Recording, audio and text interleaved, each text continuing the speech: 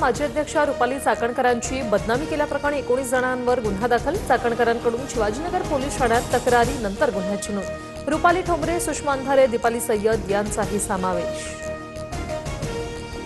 भाजपच्या सर्वात ताकदवर संसदीय समितीत फडणवीसांच्या एंट्रीची जोरदार चर्चा. निर्णयाला संघाचाही पाठिंबा. सूत्रांची माहिती. फडणवीसांच्या दिल्ली वाऱ्या वाढल्या, उद्याही दौरा असणार. कॉक्रोच जनता पार्टीचा 5 सप्टेंबरला दिल्लीत पुन्हा एल्गार. इंडिया गेटपासून पोलीस मुख्यालयापर्यंत शांततापूर्ण मोर्चा काढण्यात येणार. 25 जुलैला सरकारने दिलेली आश्वासनं पाळली नसल्याचा आरोप. शेतकरी कर्जमाफीचा दुसरा हप्ता जारी. 6,36,036 शेतकऱ्यांना खात्यात 5,086 कोटी रुपये जमा. मुख्यमंत्री फडणवीसांच्या हस्ते रक्कम वितरित. आतापर्यंत 12,56,000 शेतकऱ्यांना लाभ.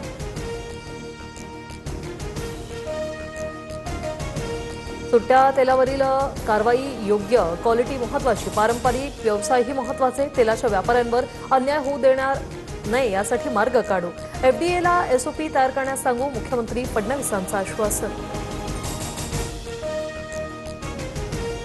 एफडीए आयुक्त तुकाराम मुंढेंच्या निर्णयाविरोधात खाद्यतेल व्यापारी एकवटले. 15 दिवसात सुट्टा तेल बंदीचा निर्णय मागे घ्या, अन्यथा राज्यभर आंदोलन करणार.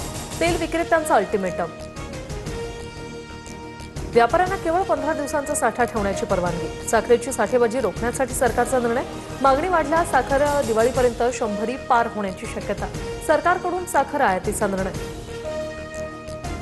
साखरेपाठोपाठ तांदळाच्या दरात 11% वाढ. वाढती मागणी, काही राज्यातून घटलेली आवक आणि निर्यातीच्या किमतीवर परिणाम. आणखी दर वाढण्याची शक्यता. कांदा, लसूण आणि आलं महागलं. आठवड्याभरात कांदा 40 वरून 60 रुपयांवर, तर लसूण 300 आणि आलं 200 रुपये किलो.